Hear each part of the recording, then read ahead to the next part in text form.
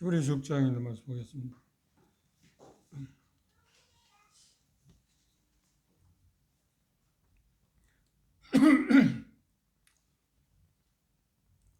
문맥의 도움을 받기 위해서 6장 1절부터 8절까지 한 절씩 교도하겠습니다. 히브리서 6장 1절 제가 먼저 읽겠습니다. 그러므로 우리가 그리스도의 도의 초보를 버리고 죽은 행실을 회개함과 하나님께 대한 신앙과 세대들과 안수와 죽은 자의 부활과 영원한 심판에 관한 교훈의 혀를 다시 닫지 말고 완전한 대로 나아갈지니라. 하나님께서 허락하시면 우리가 이것들을 하리라. 한번 빛을 받고 하늘의 은사를 맛보고 성령의 참여함과 되고 하나님의 선한 말씀과 내세의 능력을 맛보고 타락한 자를 다시 새롭게 하여 회개하게 할 수 없으니 이는 그들이 하나님의 아들을 다시 십자가에 못 박아 그러므로 교육되게 합니다. 땅이 그 위에 자주 내리는 비를 흡수하여 밭가는 자들의 쓰기에 합당한 채소를 내면 하나님께 복을 받고 그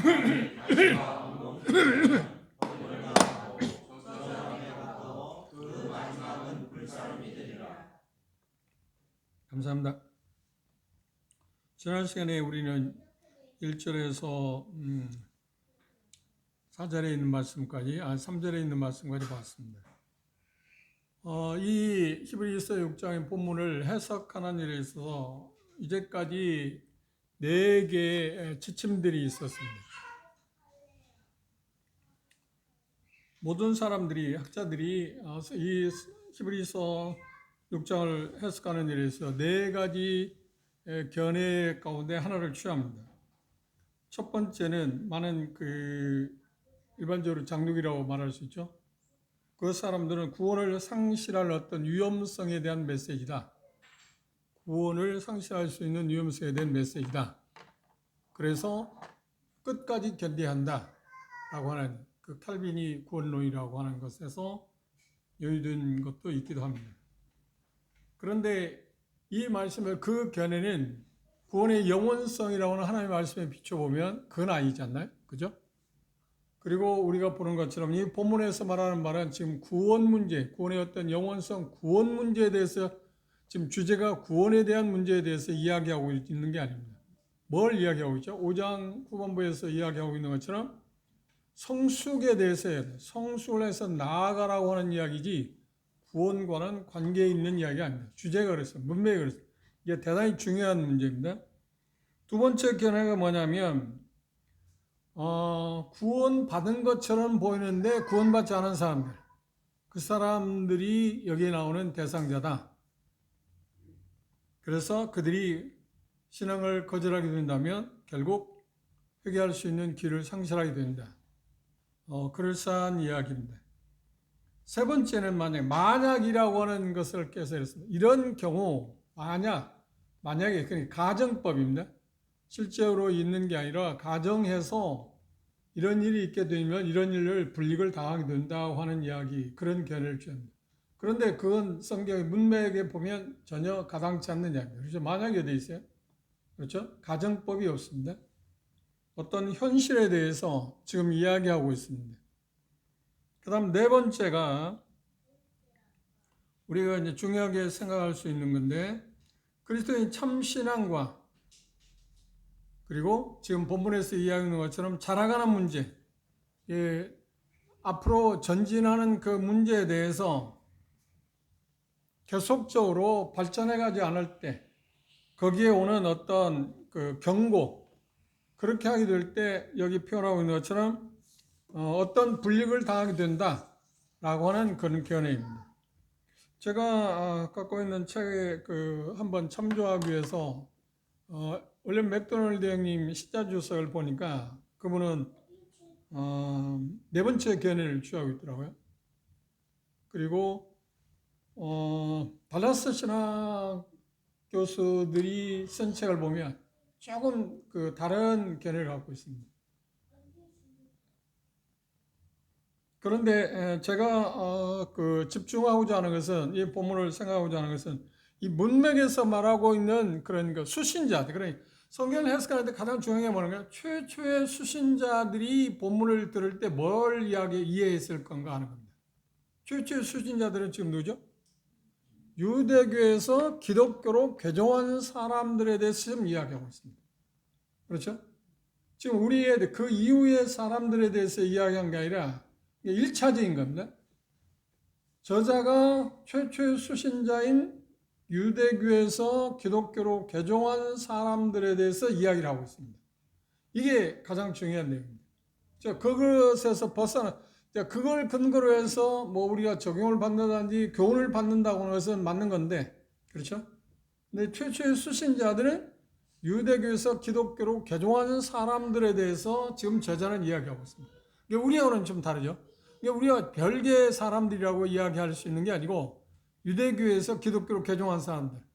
그러면 유대교에서 기독교로 개종했다고 하면 그들은 예수 그리스도 당시 지금 이제 예루살렘 멸망 전에 이 서신서가 쓰여졌기 때문에 기독교로 개종했기 때문에 그들 가운데 대다수의 수신자들은 어떤가요? 예수님께서 살아계실 때 역사했던 것을 다 목격하고 본 사람들입니다. 그 어떤 것들을 경험했다, 보았다, 경험했다고 하는 말에 여기 맛본다고 하는 말이 여러 가지 의미로 쓰여 있습니다. 맛본다고 할 때 우리가 주목해야 할 게 뭐냐면 음식 먹을 때 우리가 어떤 맛을 본다고 그러잖아요. 맛을 본다고 하는 말은 뭔가요? 먹어본다고 하는 그런 의미고 그게 좋은가 나쁜가 하고 그래서 맛본다고 하는 것은 좋으면 계속 섭취를 하는 거고 그렇지 않으면 그렇지 안 먹는 거죠. 아니면 맛봐서 맛이 없으면 뱉을 수도 있지 않나요? 그 의미를 여기 지금 이야기하고 있어요. 대단히 중요한 단어입니다. 맛본다. 그런 부분들. 그런데 누가 그런 일을 했느냐. 그 대상이 누구냐고 하는 겁니다. 대상은 누구라고요? 지금? 유대교에서 기독교로 개종한 히브리인들. 그런데 거기에는 세 부류에 있다고 그랬습니다. 복음이 전했을 때, 예수 그리스도의 복음이 전했을 때, 유대인들이 복음을 전했을 때, 그 복음을 정말 받아들이고 거듭난 사람도 있고, 여기 수신자들 것. 그렇죠? 그들을 여기 보면 인칭되면서 우리라고 하는 표현을 써요. 나도라고 하는 표현도 쓰고요. 우리라는 표현을 썼습니다. 그리고 전혀 다른 3인칭 그들을 이야기했을 때 그들은 누구냐고 할 때 두 부류에서 있어요. 하나는 기독교에서 유대교에서 기독교로 개종을 하긴 했는데 돌아오기는 했는데 우리가 공부한 것처럼 배경에서 수많은 어려움이 있었기 때문에 다시 유대교로 돌아가고자 생각을 갖고 있는 사람들, 히브리인들입니다. 그리고 세 번째 부류는 뭔가? 이미 돌아간 사람들. 이미 돌아간 사람들. 그러면 이미 돌아간 사람들하고 지금 돌아갈까 말까 지금 갈팡질팡하고 있는 사람들이 여기에 나오는 대상자입니다. 무슨 말인지 이해하셨죠? 이제? 그렇죠?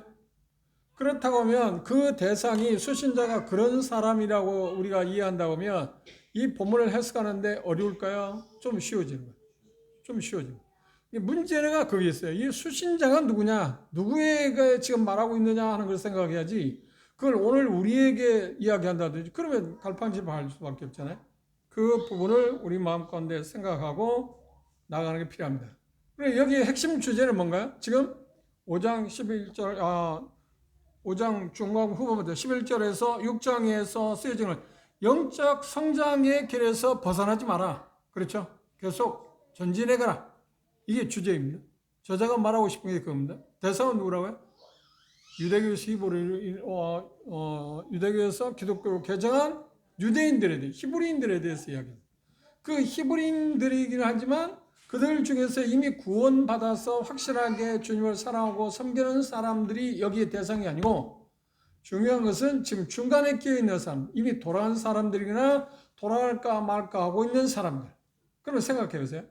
이미 유대교로 돌아간 사람들, 이제 그 이유는 핍박이나 여러 가지 이유들 때문에 유대교로 이미 돌아간 사람들은 그들 마음 가운데 돌아왔을 때 어떤 마음으로 돌아왔을까요? 예수 그리스도를 십자가에 못 박아 죽일 때 유대인들은 어떤 생각을 했나요? 저는 가짜다. 그렇죠. 그들도 그런 사람들이었어요. 이미 유대교에서 기독교에서 구원받은 이 히브리서의 그 수신자들 가운데, 구원받은 수신자들 가운데 전날에 몇 년 전에 예수 그리스도를 십자가에 못 박아 죽이라고 소리쳤던 사람들. 그렇죠. 그가 메시아가 아니다. 하나님 보낸 종이 아니다. 그를 통해서 예수 그리스도가 이 세상에 계실 때 수많은 기적의 능력도 보고 여러 가지 것들을 보기도 하고 맛본 사람들이잖아요. 그런데 그들은 한결같이 예수 그리스도를 십자가에 못 박으라고 소리 지르는 사람들이죠. 대다수가 그 사람들이 지금 여기 나오는 사람. 제자들 제외하고 이제 믿는 사람들이 있었지만 믿는 사람 제외하고. 그러니까 우리가 알고 있는 것처럼 사도행전 2장에 나오는 120명이 모였다고 하는데 정확히 그때 당시 몇 사람이었다고요? 고린도전서 500의 형제들.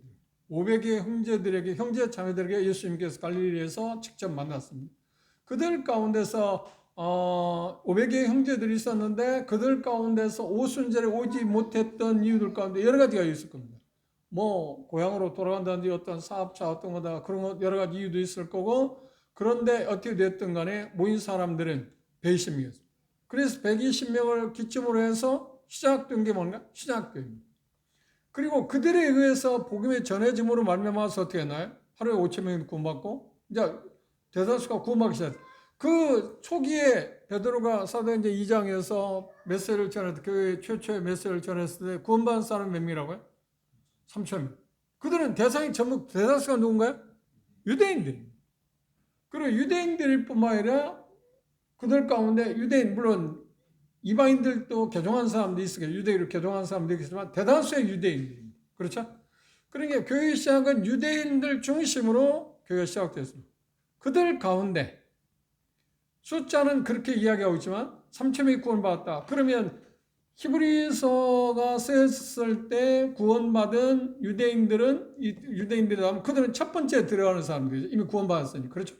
그들에 의해서 계속 복음이 전해졌을 때 많은 유대인들이 기독교로 교회에 더해지기 시작했습니다. 교회에 더해지자마자 우리가 사도행전 공부를 했습니다. 이러는 현상이 뭐냐? 그걸 말할 수 있는 핍박이 있었습니다. 말할 수 있는 핍박이 있었습니다.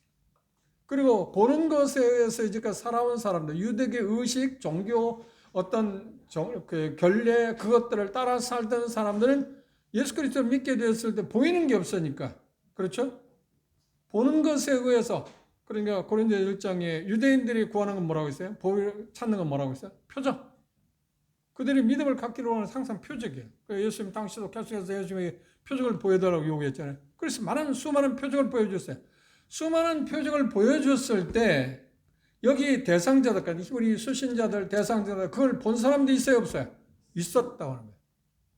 그것들 경험했다는 거예요. 물론 그들이 가운데는 자기들의 이웃일 수 있고 자기 친척들일 수도 있습니다. 그것에 의해서 그들에 의해서 그런 혜택을 받은 사람들에 의해서 복음이 전해지고 그들에 의해서 지금 히브리 그리스도인들 이 수신자가 지금 있다는 겁니다. 수신자 대다수가 그 사람들입니다.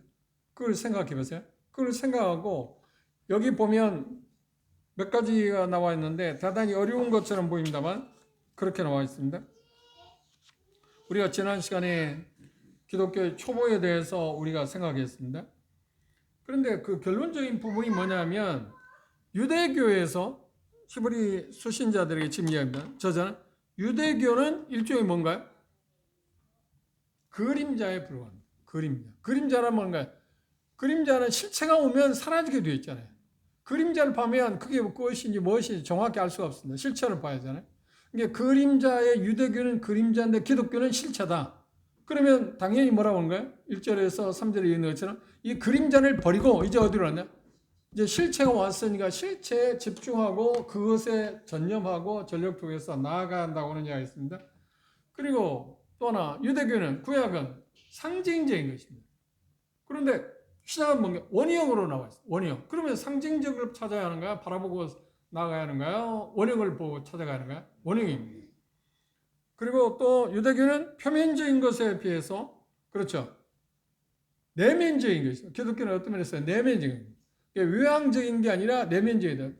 안으로부터 주어지는 힘에 의해서 어떤 걸 하는 거지 육신적인 어떤 것에 의해서 뭔가 추구하는 것이 아니라는 겁니다. 그게 실질적으로는 그 교회에 대한 핵심 가치가 그것입니다. 그래서 지금 유대교의 모든 것들은 여기 앞에서 있는데 죽은 행실에 불과한 겁니다. 그래서 그것들을 버리고 이제 앞으로 계속해서 나아가야 할 것을 지금 이야기하고 있습니다. 그런데 그 일에 대해서 우리가 지난 시간에 더 많이 이야기 못한 게 있는데 그걸 하는데 진보, 영적으로 전진하고 완전한 데 나아가기 위해서는 우리가 필요한 게 뭐라고요? 하나님의 도움이 필요하다. 그래서 이 표현은 하나님이 허락하시면 그게 가능하다. 우리가 아무리 노력한다 해서 가능한 게 아닙니다. 우리 책임은 물론 있습니다. 하나님의 주권적인 것. 하나님이 도우셔야만 가능하다. 그래서 이 진보를 가져오기 위해서는 반드시 누구의 도움을 요청해야 한다고요? 하나님의 도움이 필요해요. 하나님의 도움이 필요하다. 그러면 우리가 5장 11절에 있는 것처럼 그들이 진보를 하지 못해 앞으로 전진하지 못했다는 것은 이 상황과 비교한다면 하나님의 도움을 그들이 요청했다, 요청하지 않았다. 요청하지 않았다고 합니다. 이 표면상에는 그들이 하나님의 말씀을 듣는 것에 둔했다고 표현하고 있는데 이 온전한 데 나아가는 데 하나님의 도움이 필요하다는 것을 말씀을 생각하면 3절에서 말씀을 생각하면 그들이 전진하지 못했던 것은 지금 여전히 젖을 먹는 아이로 지금 머물고 있는 것은 하나님의 도움을 필요하지 않았다. 하나님의 도움을 필요하지 않았다는 이유가 뭘까요? 하나님의 도움을 받기 위해서는 반드시 뭐가 필요해? 하나님의 도움이 필요하면 받아야만 내가 성숙할 수 있다는 거고 그리고 나는 여전히 어린아이다. 자기 자신을 아는 게 필요하잖아요. 그래야 하나님의 도움이 필요하잖아요. 나는 뭐 쉽게 말하면 잘났어. 나는 성숙했어. 나는 잘 알아. 그런데 잘 아는데 하나님의 도움을 필요할까요? 그렇지는 않습니다. 그래서 가장 중요한 게 성숙한 데 나아가는 일에서 빼놓을 수 없는 것이 하나님이 도움이 필요하다. 하나님의 도움이 없이는 성숙한 데 나아갈 수 없다고 그랬습니다. 그래서 저자는 우리가 온전하게 나갈 때 여기 다시 보십시오. 본문을 다시 보십시오. 그러므로 1절에 보면 우리가 그리스도의 초보를 버리고 죽은 행실과 회개함과 하나님께 대한 신앙과 세례들과 안수와 죽은 자의 부활과 영원한 심판에 관한 교훈을 다시 닦지 말고 온전하게 나아갈 때 하나님께서 허락하시면 우리가 이것을 저자도 마찬가지 나도 거기에 포함된다. 누구를 막론하고 온전하게 나아가기 위해서는 누구의 도움이 필요하다? 하나님. 이것은 최초의 수신자들도 마찬가지고 우리도 마찬가지입니다. 지금 2000년 그는 우리도 똑같은 이야기입니다. 그러나 최초의 수신자들에게 이 저자는 말하는데 나도 똑같다. 하나님의 도움이 없이는 온전하게 나아갈 수 없다. 그러면 저자가 수신자들이 지금 이야기하는 건 뭔가요? 여러분들이 온전한 데 나아가야 하는데 반드시 누가 도움을 받아야 한다? 누구의 도움을 받아야 한다? 하나님의 도움을 받아야 한다. 하나님의 도움을 받는다는 게 뭘 말하는 거야? 그래서 하나님의 말씀을 부지런히 읽고 그리고 그 듣는 것을 믿음으로 화합하는 거예요. 우리가 1차적인 경고를 들었습니다. 2장 1절에서 뭐라고 하는가요? 흘러 떠나가지 않게 하라. 흘러 떠나가지 않게. 두 번째 경고는 뭐인가? 마음이 강팍하게 하지 마라. 그리고 세 번째 경고입니다. 지금 여기 본문에서 세 번째 경고입니다. 지난 시간에 공부한 것처럼 경고는 뭔가요? 희망이 없다는 말인가? 위험하니까 그렇게 해서는 안 된다는 말입니다. 그러니까 가능성이 있다는 말이죠. 경고한다는 말 가능성이 있다는 말이에요. 완전히 부정적인 게 아니에요, 지금. 그런데 가능성이 있지만 그럼에도 불구하고 그것을 저버린다. 온전하게 나아가는 것을 포기한다고 하면 어떤 일이 당한다고요? 불이익을 당한다.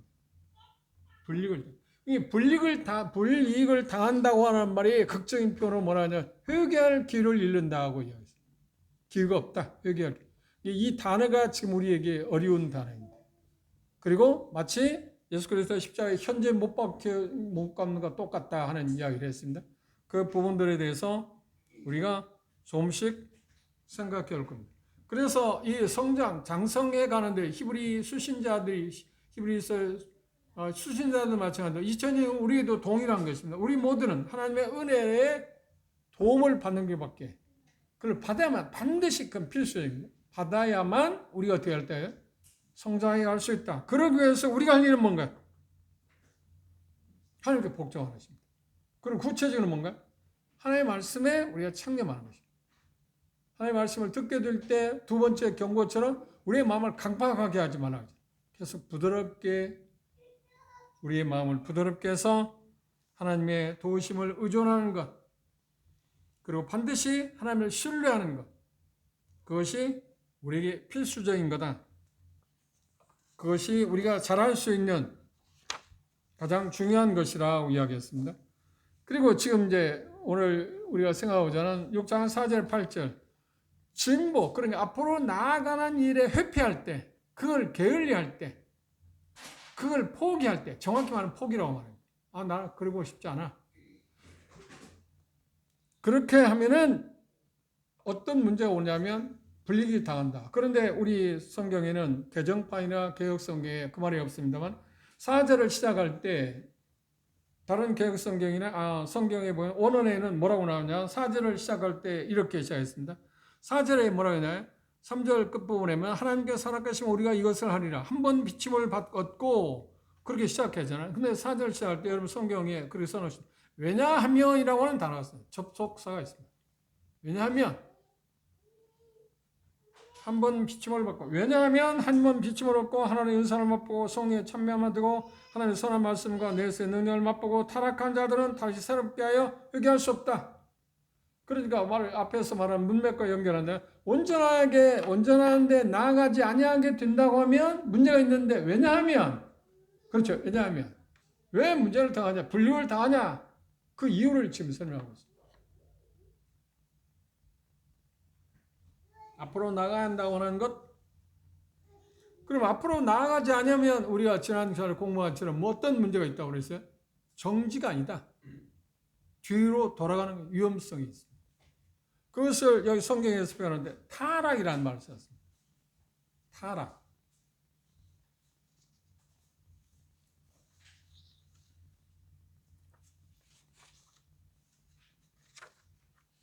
타락이라는 단어가 무슨 의미인가? 이 단어가 대단히 우리에게서 중요한 단어입니다. 타락이라는 말. 그렇죠?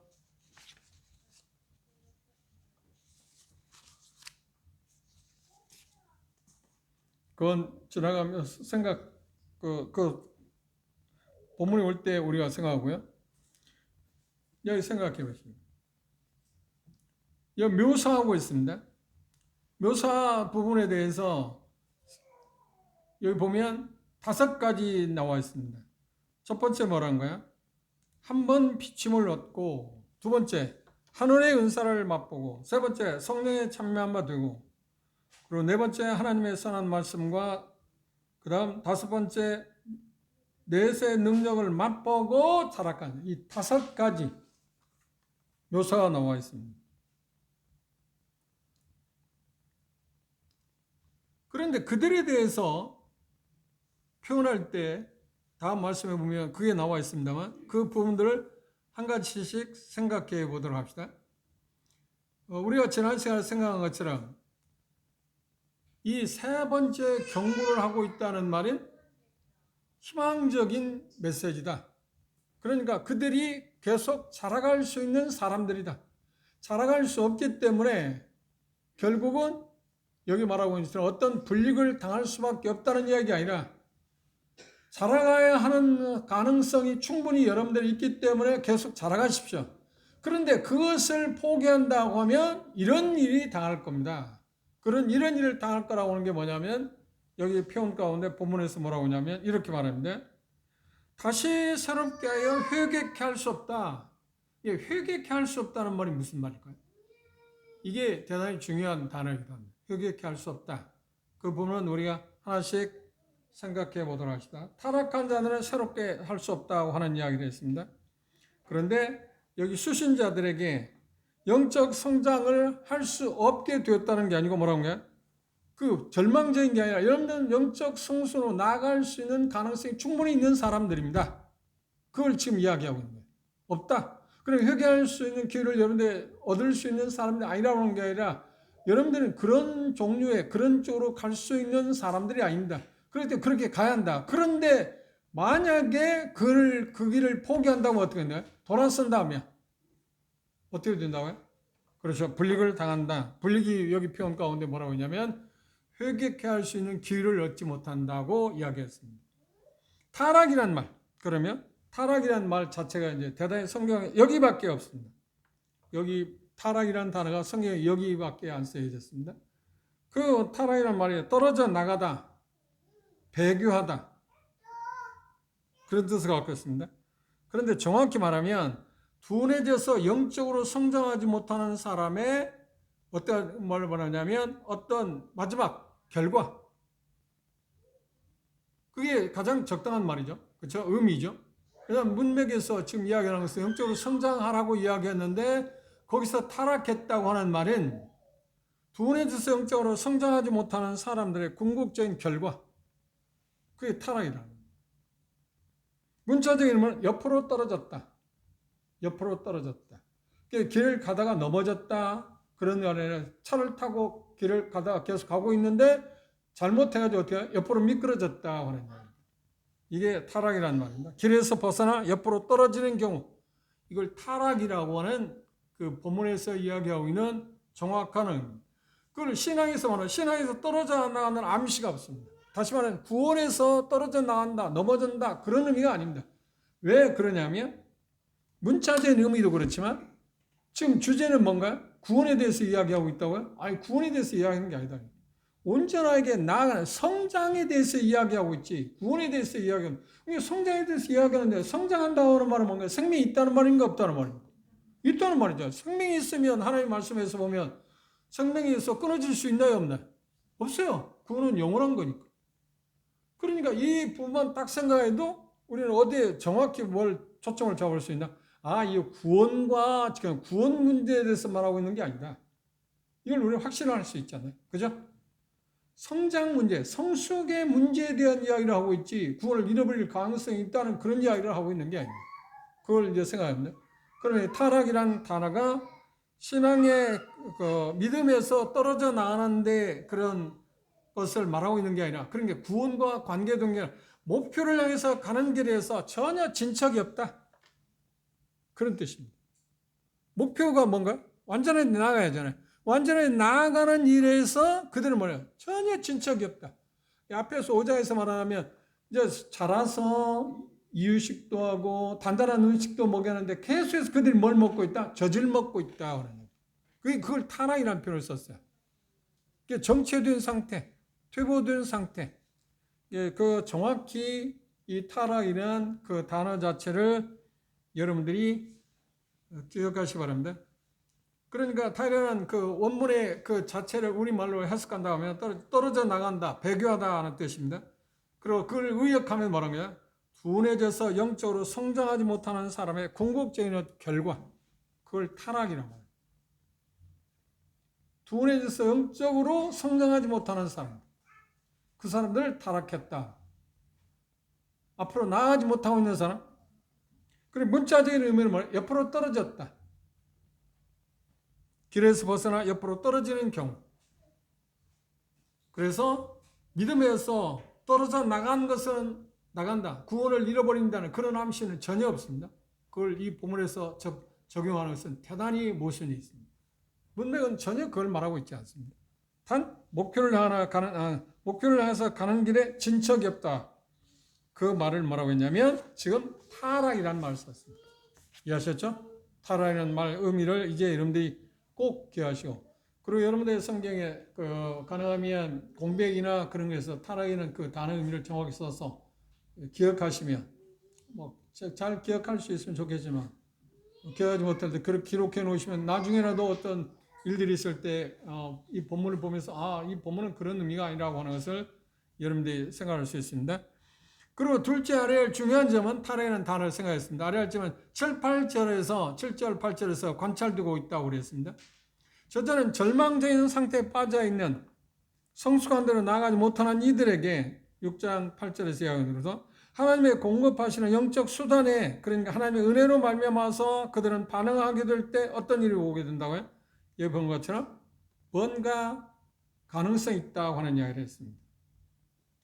앞으로 나아가는 자들에 대해서 이 부분에 대해서 제가 공부한 것처럼 하나의 은유적인 표현을 했어요. 은유적인 표현이 뭔가요? 7절 주목해 보시죠. 땅이 그 위에 자주 내리는 비를 흡수하여 밭가는 자들의 쓰기에 합당한 채소를 내면 하나님께 복을 받고, 이건 당연한 거 아닌가요? 그런데 땅이 두 종류의 땅이 있습니다. 하나는 채소를 내는 땅이 있는가 하면 똑같은 혜택, 비를 받고, 그렇죠? 똑같은 혜택을 받은 땅인데 하나 땅은 좋은 열매를 맺고 채소를 내고, 그런데 어떤 땅은 또 다른 땅, 만일 가시와 경기를 내면 버림을 당하고 저주함에 가까워 그 마지막은 불사람이 될 거다. 그런데 지난 시간에 이야기했습니다. 불사람이 된다 할지라도 불사라는 이유 뭔가요? 하천민들 우리 여러분 기억하잖아요. 우리가 화전민뿐만 아니라 농사를 짓다가 보면 열매를 맺지 못하는 가시나 엉겅퀴 잡초들이 무성하면 그걸 뭐 지금은 농약이 개발되고 뭐 제초제도 뿌리고 뭐 하고 합니다. 전에 이제 뽑고 그걸 뽑았잖아요.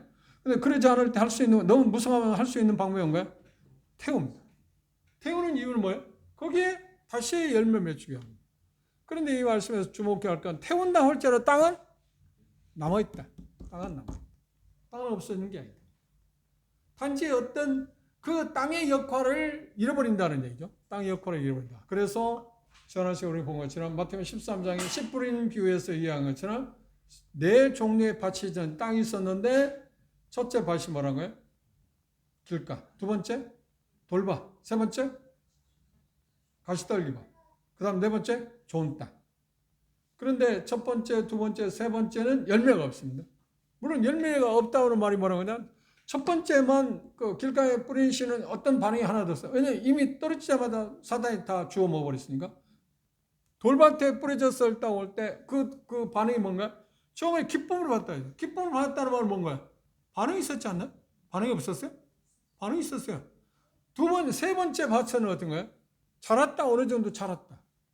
그런데 세상의 어떤 재래 유혹에 의해서 막혀서 어떻게 했다고요? 열매를 맺지 못했다. 그렇죠? 그러면 거기에서 나오는 사람들, 첫 번째에서 세 번째까지의 사람들은 구원받은 사람들이 아니에요? 전혀 구원받지 않은 사람들. 어떤 사람은 세 번째, 첫 번째는 빼고 두 번째 밭이나 돌밭이나 가시떨기 밭에는 구원받았는데 그들이 열매를 맺지 못했다. 그리고 옥토는 열매 맺는 거라고 얘기하는데 예수님 말씀한 건 전혀 그게 아니잖아요. 그렇죠. 딱 하나, 좋은 땅만 구원받은 것에 이야기하고 첫 번째나 두 번째, 세 번째 밭은 구원받지 않은 것입니다. 그런데 중요한 건 뭐냐면 그 복음이, 하나님의 말씀이, 예수님이 복음이 전해졌을 때 그들이 돌밭만 해도 기쁨을 받았다. 그렇죠. 기쁨이 있었다니까. 그런데 어린 시간인데 왜? 깊지 않기 때문에 뿌리를 내리지 못하고 그래서 어떻게 했어요? 열매를 맺지 못했다. 두 번째, 어느 정도 자랐다고 되어 있잖아요. 그런데 가시 엉겅퀴와 마음으로 말미암아서, 그리고 그것을 말하는 세상 염려, 재래 유혹 때문에 어떻게 했다고요? 열매를 맺지 못했다. 구원에 이르지 못했다고 이야기합니다. 그래서 네 번째 옥토만 100배, 60배, 30배 결실을 했다고 이야기를 하고 있습니다. 여기에서 지금 이야기하고 있는 그 수신자들이 바로 돌밭은 아닐 겁니다. 지금 아니에요. 돌밭이 아니에요. 길가는 아닐 겁니다.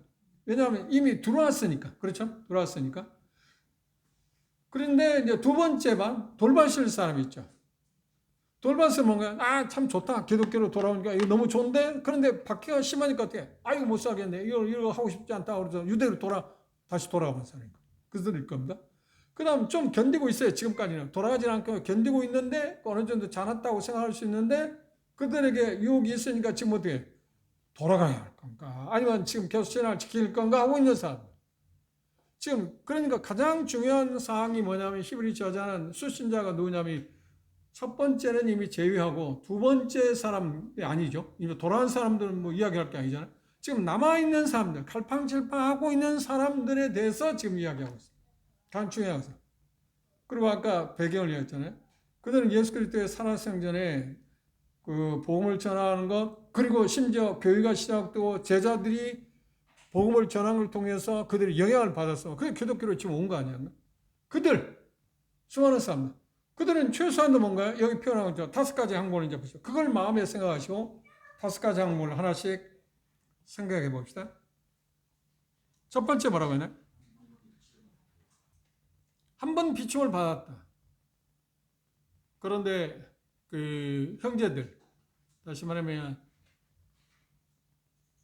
우리의 선배들은 이걸 해석할 때 일반적으로 전혀 구원받지 않은 사람들로 이야기를 합니다. 그런데 문맥을 자세히 보시면 전혀 구원받지 않은 사람들이 아니고 구원받는지 안 받는지가 중요한 게 아니라 이 경험 자체가, 그러니까 비춤을 받았다고 할 때 구원과는 관계없는 어떤 비춤. 그렇죠? 그러면 이 비춤을 받았다는 말 뭘 이야기하는 거예요? 예수님 당시에 그들은 대다수가 지금 누구야? 예수님을 통해서나 제자들을 통해서 메시지를 들었습니다. 참빛 되신 예수님을 들었습니다. 그래서 어둠 가운데 있는 사람들이 복음이 전해짐으로 말미암아서 어떻게 한 거예요? 그때 비춤을 받은 건 사실이에요. 이게 비춤을 받았다는 것이 반드시 구원받는다는 말은 아니잖아요. 무슨 말 이해하셨죠? 지금 당시 수많은 유대인들이 기독교로 개종하긴 했지만 그들 가운데 대다수가 어때요? 지금 중간에 끼어 있어요. 비춤을 받았어요. 비춤을 전혀 받지 않은 게 아닙니다. 비춤을 받았다고 하는 겁니다. 그런 의미에서. 그러니까 이 5가지 항목은 당시에, 지금 우리하고는 관계가 없는 겁니다. 당시에 수신자들이 그런 경험을 한 사람들에 대해서 지금 이야기합니다. 그런데 중요한 것은 뭐가 지금 빠졌다고요? 확신을 갖고는 있지 못해요. 확신을 갖고는 있지 못해요. 그럼 오늘날도 보십시오. 우리가 복음을 전하잖아요. 복음을 전하면 어떤 형제는 차라리 복음에 대해 너무 잘해요. 비춤을 받았어요? 비춤을 받았나요? 안 받았나요? 받았어요. 들었잖아요. 복음을 들었잖아요. 그런데 복음을 들었는데 히브리 2장에 있는 것처럼 멋과 지금 화합지 못했다가 믿음으로 화합지를 못했어요. 그래서 결국 어때? 흘러떠나는 사람도 있죠. 그냥 돌아보는 사람도 있죠. 그런데 여전히 우리 교회도 보면 어떤가요? 여전히 나오기는 하는데 계속 복음을 듣고 하는 게 나오기는 하는데 아직 구원을 확신을 못 가고 있어요. 지금 그런 상태. 그들은 어떡해요? 비춤을 안 받았어요? 복음에 대한 비춤을 받았고, 그리고 난 믿어야겠다. 그리고 어쩌면서 믿는다고 고백도 한 사람도 있습니다. 그런데 침례 상담하려고 하니까 나는 아직 아닌 것 같다. 좀 보류하겠다. 그런 사람들이 비춤을 받았다고 말해야 하는 거야? 비춤을 안 받았다고 말해야 하는 거야? 당연히 비춤을 받았죠. 비춤을 전혀 안 받은 사람이 아니죠. 참, 그걸 지금 이야기. 그리고 이 본문은 지금 초기에 지금 기독교에서 유대교에서 기독교 온 수신자들의 이야기하니까 더 현실성 있죠. 예수를 통해서 그 수많은 통을 들었고 보았습니다. 그렇죠. 제자들을 통해서 그 후에 제자들을 통해서 계속 들었습니다. 그렇죠. 메시지를 듣고 그래서 그들이 비춤을 받았다. 두 번째, 하늘의 은사는 선물. 하늘의 은사 가운데 그들이 지금 수신자들 가운데 유대인들 가운데 하늘의 은사를 보았는데 뭘 하나님 은사를 봤어요? 선물을 봤어요? 만나 먹은 사람 없을까? 여기 참여한 수신자들 만나 먹은 사람 없어요? 만나 먹은 사람이 있었겠어요? 없었겠어요? 이 수신자들 가운데 예수님 당시에 예수님께서 만나요. 떡, 오병이의 기적. 그렇죠? 그걸 충분히 먹은 사람 있잖아요. 그거 맛봤 사람 있잖아요. 하나님의 선물을 맛봤잖아요. 그리고 이들 가운데는 어떤 사람도 있을까요? 우리가 추정해 볼 때 자기들이 질병을 치유받은 사람도 있을 겁니다. 그리고 자기 친족들이 질병을 치유받은 사람도 있을 겁니다. 그걸 다 경험했어. 보았어. 그러니까 일종의 맛봤다라고 표현할 수 있습니다. 자, 그 다음 세 번째. 여기 보시면 뭐라고 했나요? 성령에 참여한 바 되었다. 성령에 참여한 바 되었다는 것은 참여했다고 할 때 우리가 주목해야 할 게 뭐냐면 성령의 인침을 받았다는 말은 아닙니다. 성령이 그들 가운데 역사에서 죄를 깨닫게 하는 일이라든지 그렇게 되면 예수 그리스도를 믿지 않냐고 예수 그리스도를 메시아로 반대 십자에 못 박아라 죽이라고 소리쳤던 여러분들이 죄인이라고 하는 사실을 사도행전 2장에서 계속 유대인들을 향해서 베드로가 첫 번째 메시지를 전했잖아요. 그 이후에도 계속 메시지를 전하잖아요. 그럴 때 지금 그 메시지를 들을 때 누가 역사를 하죠? 그 메시지를 통해서 성령이 역사하죠. 성령의 역사. 그때 가책을 느꼈잖아요. 그렇죠? 최초의 메시지를 듣게 될 때, 삼천이 구원할 때 그들이 뭐라고 해요? 형제들 우리가 어찌할꼬? 가책을 받았어요. 가책을 받았어요. 그러면 그 가책을 받았는데 형제들 우리가 어찌할꼬? 가책을 받았는데 그들은 어떻게 했나요? 말씀을 듣고 침례를 받고 삼천이 구원을 받았습니다. 그런데 조금 후에 사도행 7장에 보면 스데반이 메시지를 전했을 때 그들은 뭐야? 가책을 느꼈어요? 안 받았어요? 가책을 받았어요? 안 받았어요? 받았어. 그런데 어떻게 해요? 그 가책이 뭘로 변하나요? 돌 던지는 거 변했어요. 이 차이. 그렇죠? 성령에 참여하면 성령에 의해서 어떤 일이 이루어졌다고 하는 것을 생각해 볼 수 있습니다. 그 다음 세 번째, 하나님의 선한 말씀, 똑같은 이야기입니다. 하나님의 말씀은 선한 거예요. 그 말씀에 대한 것들을 그 다음 다섯 번째, 내세의 능력을 맛봐. 내세의 능력은 뭔가요? 내세의 능력이라는 말은 예수님께서 오셔서 십자가에 못 박혀 돌아가신 이후에 다시 이 세상을 건설할 것. 그리고 메시아 왕국을 건설할 것은 유대인들이 생각할 때 이 수신자들 가운데는 예수님 십자가에 못 박혀 돌아가지 않고 메시아가 오시면 왕국을 바로 세울 거라고 생각했지만 구약은 뭐라고 한 거예요? 진정한 메시아는 어떤 거예요? 십자가에 못 박혀 돌아가신 후에 어느 시간이 흐른 후에 그분이 다시 오셔서 그러니까 초림 아니라 재림하셔서 왕국을 세우실 거라고 이야기했어요. 성경이 말하는 바는 구약이 그렇잖아요. 근데 유대인들은 지금 수신자들은 대다수가 예수 그리스도를 배척한 이유가 뭔가요? 가짜라고 생각했기 때문에. 메시아 그분이 왕국을 세울 생각은 하지 않았잖아요. 그래서 심지어 침례 요한조차도 갈등을 겪었잖아요. 뭐라고요? 제자들 보내서 우리가 정말 구약에서 이야기하는 메시아가 당신입니까? 우리가 다른 일을 기다려야 합니까? 예수 그리스도의 메시아가 아니라고 하는 것을 이야기한 게 아니라 질문한 게 아니라 메시아가 오면 이런 일을 할 거라 왕국을 세울 거라고 자기도 알고 있는데 왕국을 세울 생각을 않고 뭐라고 하냐? 계속 복음을 전하는 거예요. 가난한 자의 복음을 그 억눌린 사람들 자유를 해방하고 그걸 전하는 거예요. 그래서 제자들에게 요한의 침례 요한의 제자들에게 예수님이 말하는 너희들이 본 것을 너희 선생에게까지 이야기해라. 그렇죠? 침례 요한조차도 그것에 대해서 사역의 방법에 대해서 오해를 했었다. 이해를 충분히 다 오해보다가 이해를 충분히 다 하지 못했다는 거예요. 그런데 제자들도 마찬가지잖아요. 심지어 예수님이 예루살렘에서 입성할 때 그들은 뭐라고 했어요? 이제 그분이 왕국을 세울 거라 생각했잖아요. 그런데 예수님이 미리 몇 번이나 이야기했나요? 16장에서 너는 나를 누구라고 이야기했냐? 베드로가 주는 그리스도의 살아계신 하나님이라고 고백했습니다. 그때 예수님이 뭐라고 하셨어요? 그때 처음으로 아니야. 나는 관원들에게 그러니까 백성들 그 대제사장들 종교인들에게 지도자들에게 못 박혀 잡혀가고 그리고 십자가에 못 박히고 죽은 자 가운데 3일 만에 다시 부활할 거라고 이야기했잖아요. 그리고 19장 입성할 때 누가 보면 19장 입성할 때 문화 비유를 말씀하실 때 뭐라 하나요? 문화 비유를 말씀하신 이유가 뭔가요? 제자들은 당장에 그분의 왕국이 이루어질 거라고 생각했는데 그게 지연될 거라는 것을 가르쳐주고 그럼 지연될 때 그들이 뭘 할 건가를 비유적으로 말하는 게 문화 비유였지 않나? 이게 제자들도 마찬가지고 유대인들이 수신자들의 대다수가 메시아에 대해서 알고 있었어요. 그것들. 그러면 잘 보십시오. 유대 수신자들, 그 수신자들에게 지금 이 저자는 뭐라고 이야기하냐면 그런 상황에 지금 있습니다. 그런데 그런 상황에서 자기들이 알고 있는 그 복음을 들었는데 그것들을 배척하고 다시 유대인으로 돌아간다고 하면 구원받을 기회가 있어요, 없어요? 회개할 기회가 있어요, 없어요? 기회가 없다. 그러면 회개할 기회가 없다고 하는 것을 실례가 우리가 쉽게 찾아볼 수 있는 게 이 사람입니다. 히브리 12장 보십시오.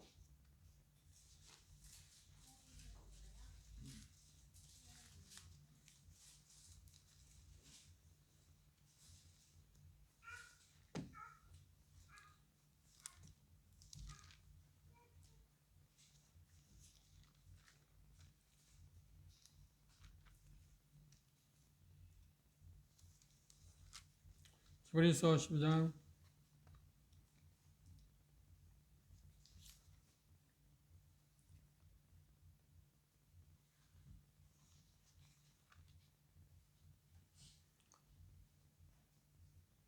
16절입니다.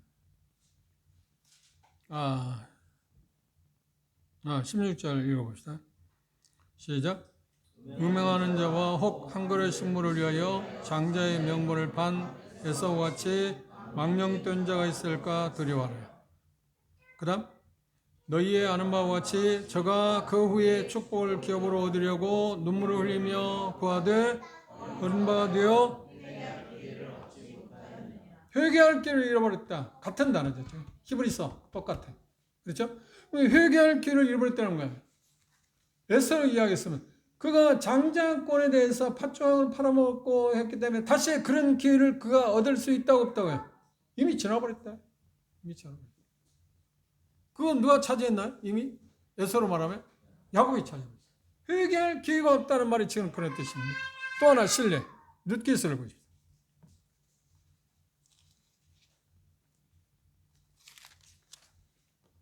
요서 사사기 다음에 룻기스입니다.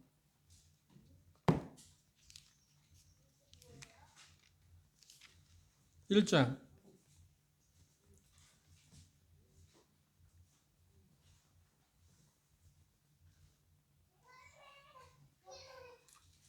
시간 관계상 14절 읽겠습니다. 14절. 룻기서 1장 14절 시작. 그들이 소리를 높여 다시 울더니 오르반은 그 시모에게서 입맞추되 룻은 나오미의 두 자부입니다. 며느리입니다. 오르반은 어떻게 했나요? 돌아가라고 하니까 처음에는 뭐라고 했나요? 내가 돌아가지 않겠다. 11절 보십시오. 나오미가 가로되 내 딸들아 돌아라. 너희가 어찌 나와 함께 가느냐? 나의 태중에 너희 남편들 아들들이 오히려 있느냐? 내 딸들아 돌이켜 너희 길로 가라. 나는 늙었으니 남편을 두지 못할지라. 가령 내가 소망이 있다고 말한다든지 오늘 밤에 남편을 두어서 아들을 생산한다 하자. 너희가 어찌 그것을 인하여 그들의 자라기를 기다리겠느냐? 어찌 그것을 인하여 남편 두기를 멈추겠느냐? 내 딸들아 그렇지 아니하니라. 여호와의 손이 나를 치셨으므로 나는 너희로 인하여 더욱 마음이 아프다. 그들이 소리 높여 울고 오르반은 돌아갔습니다. 오르반은 돌아갔다는 말 어디로 돌아갔다는 말입니다. 친정으로 돌아갔습니다. 그러면 이 관계를 잘 생각해보세요. 이 히브리서 수신자들하고 지금 오르반하고 똑같잖아요. 오르반은 어떤 거예요? 하나님의 약간 탈선을 한 가정입니다. 타락한 가정이나 마찬가지입니다. 그럼에도 이스라엘 백성 아닌가? 나오미 가정이. 그럼 결국 이 장에 가서 누구의 조상이 되는 거야? 그리스도의 조상이 되잖아요. 그런데 순간적으로 타락했습니다. 그렇죠? 가던 길에서 그들이 예루살렘에서 흉년에 있다고 해도 절대 이 모압으로 가서는 안 되는데 지금 어그러진 겁니다. 그래서 수많은 불릭을 당했습니다. 그렇죠? 어떤 불릭을 당했나? 남편도 죽고 두 아들도 한꺼번에 죽었습니다. 지금 이 모습을 보면 이 히브리서 6장의 내용을 실질적으로 묘사하고 있다 해도 과언이 아닙니다. 수신자들이 이걸 생각할 수 있었다고 하는 겁니다. 그렇죠? 자, 오르반을 보십시오. 자기 남편과 자기 시부모와 함께 더불어서 하나님을 섬기는 것이 얼마나 좋은 것인가를 알았어요. 그러니까 가까이 있었다는 거예요. 가까이 있었다. 하나님의 복을 받을 수 있는데 가장 가까이 있었습니다. 룻이나 오르바가 똑같이 그렇죠? 그런데 오르바는 어떻게 했나요? 그냥 돌아버렸어요. 어디로 돌아갔나요? 그 친정으로. 친정은 어딘가? 우상을 섬기는 거죠. 하나님을 섬길 수 있는 가장 가까이 왔는데 가까이 있었던 건 뭐예요? 여튼 자기 남편이나 시부모들이 모압에 사는 동안 어떤 간증을 보였는지는 모르지만 아주 나쁜 간증을 보였으면 룻이 따르다 내가 그 시어머니 가는 곳에 나도 가서 시어머니 백성이 내 백성이 되고 시어머니 하나님이 내 하나님이 되겠다고 그렇게 고백했겠나요? 그럴 리가 없잖아요. 물론 실패한 것은 사실이죠. 그런데 오르바도 똑같이 맞아요. 룻이 본 것처럼 오르바도 똑같이 맞잖아요. 그런데 오르바는 돌아갔어요. 돌아갔을 때 그가 하나님과 가장 가까이 갈 수 있는 기회에서 멀어져 버렸습니다. 다시 기회가 있나요? 없나요? 없어. 지금 그걸 지금 이야기해요. 그런데 룻은 어떻게 했다? 룻은 어떻게 했다고요? 아니야, 나는 돌아가지 않겠다. 가장 가까이 있는데 이 하나님, 내가 섬기는 이 모압 신들보다는 우상을 섬기는 것보다 하나님 섬기는 게 훨씬 좋다고 생각하고 나도 하나님, 시어머니의 하나님이 내 하나님이 되겠다. 그리고 죽음을 가기 오기 전에 내가 시어머니를 떠나지 않겠다. 그러면 히브리 수신자들이 오르바처럼 떠나가게 된다면, 제대로 돌아간다면 회개할 기회가 있어요, 없어요? 가장 가까이 있는 사람들인데 잘못하면 가장 멀어질 수 있다. 가장 멀어질 수 있다. 이게 본문을 해석하는데 가장 좋은 해석이라고 생각해요.